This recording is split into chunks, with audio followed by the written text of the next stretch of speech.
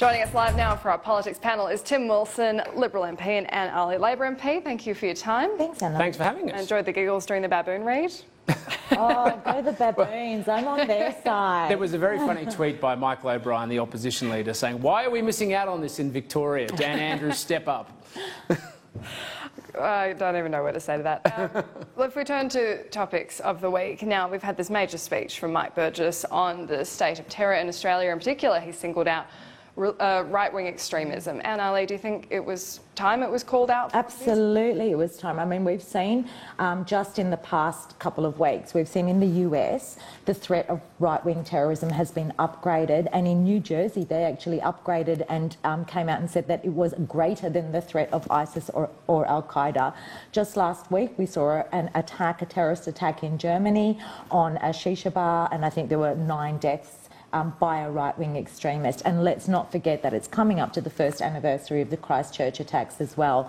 For some time now, experts in the field, practitioners in the field, as well as communities have been calling for our law enforcement agencies and our intelligence agencies to take the threat of right-wing extremism, violent right-wing extremism, more seriously. So this is certainly a welcome, very welcome announcement by Mike Burgess. What did you make of Mike Burgess's comments? Well, it's hard to disagree in principle with what Anne just said, but I would argue that there actually has been quite a noticeable acknowledgement by intelligence agencies, but this statement on Monday was very significant. No one should pretend otherwise. The government's invested a lot of money in things like support infrastructure for security for those who are potential victims, but you just need to go to the Executive Council of Juries reports on the rise of anti-Semitism in Australia. I've met with LGBTI groups that have experienced the same issues from these extremists, and so it shows you that the threats we face are constantly evolving. We can't ignore some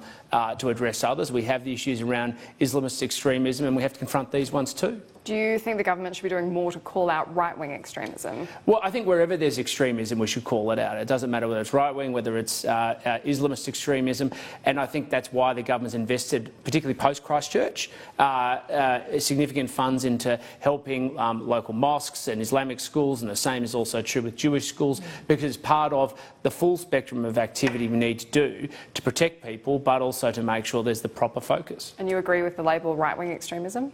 Well, I mean, people call it whatever they want to call it. There are lots of different terms. People can say it's right-wing extremism. I'm going to leave that to the experts. But what we see is extremism on a national sentiment. We see people motivated by politics, motivated by religion, and all of them are a serious threat to our social cohesion. Would you like to see stronger language on right? Absolutely, I would. I mean, we had members of the Liberal Party line up to say to Muslim communities, you need to call it Islamic extremism, you need to call it out. And they did. Now it's time for them to practice what they preached and stand up and call out right-wing extremism, because language does matter, Tim. Absolutely, and the it does. terminology does matter, because it focuses on the motivation and the push and pull factors and the mobilisers of the form of violence. And it's really important that we do differentiate between different mobilisers for the forms of violence. And while trajectories to violence may take the same course, dependent and regardless of the form of violence and the form of extremism, the mobilisers and the ideological mobilisers are very different, and it is important that we call them out, and it is important that as leaders we take that challenge. You agree with that? Yes. Yeah. That's why I went through it just before. Okay, we'll move on then to coronavirus response. It looks like we're not going to get the budget back in the black, Tim. I don't think we should jump to any conclusions. What we know is that there are serious global headwinds that Australia is now confronting.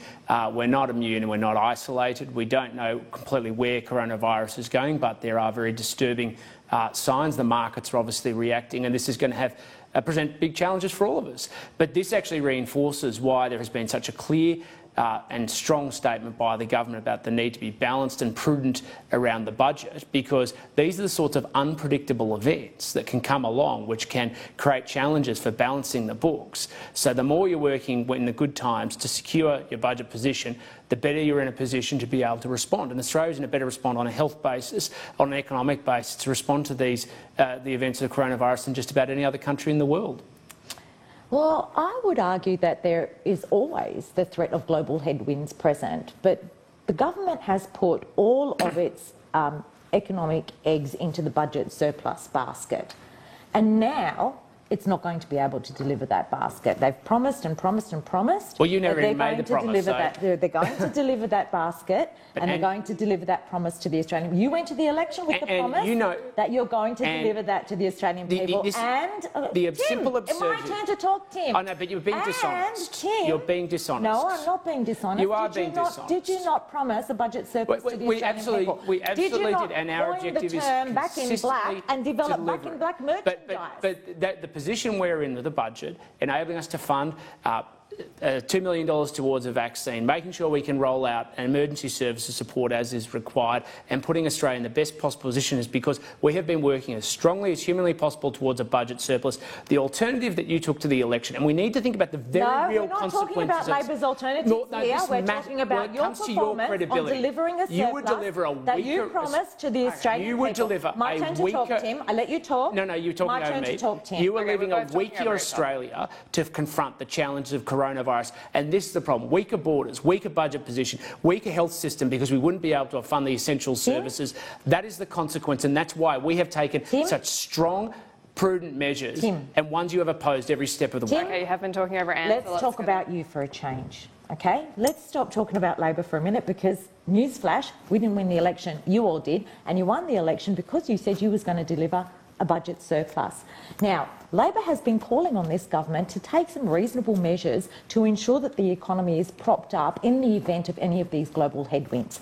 Things like propping up Newstart, things like bringing forward business investment, bringing forward infrastructure investment. Massive new taxes. And at least having a wages policy that doesn't consist of keeping wages low as the centrepiece of your economic policy. And massive new taxes. We have been calling on you to undertake fiscal policy to prop up the economy, and you have ignored that and continued to say back in black and deliver. We're going to deliver this budget surplus. Now you're not going to deliver it. So you need to explain it to the Australian people. This is just completely dishonest language. The idea that Did I coin back in black, or did you all say that? How many times has Josh Frydenberg said back in black? The suggestion that we would just go out and blow the budget and that would put us in a stronger position to confront uncertain times like those that are presented. As the Prime Minister said yesterday, 12 months ago, nobody thought there was going to be a coronavirus. There is. The question now is, did we put ourselves in a position best able to confront this by having the money for medical support, money for the emergency services, money for vaccines, and making sure that we have secure borders?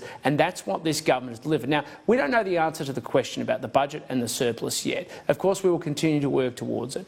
But we have to make sure at every point we're taking the prudent and responsible measures. And everything you just outlined there was to say, don't worry about it, don't worry about the future. Let's weaken Australia. There you go again, putting them words in my mouth. Well, you did. Weaken Australia to be confronting this exact not situation. What I said. What I've said is that you all went to